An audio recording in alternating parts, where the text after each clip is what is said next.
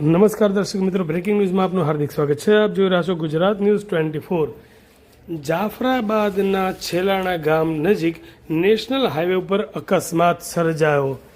જાફરાબાદના રસ્તાઓ ઉપર અકસ્માતની વણથંભી વણઝાર ચાલુ. ભાવનગર સોમનાથ નેશનલ હાઈવે ઉપર અકસ્માતની ઘટના બની. પૂરપાટ ઝડપે આવનાર કાર ચાલકે ટુ વ્હીલર ચાલકને અડફેટે લીધા. ટુ વ્હીલમાં સવાર નાગેશ્રી ગામના 2 યુવકોને ઈજા થવા પામી.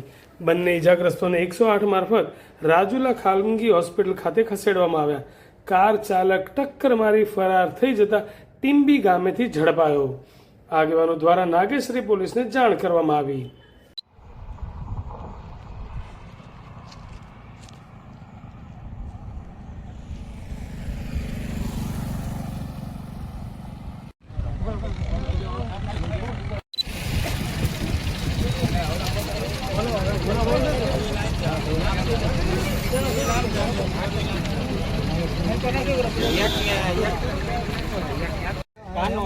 આપણે ઓલા પૂતળા પાસે ક્યાં ભેજો તું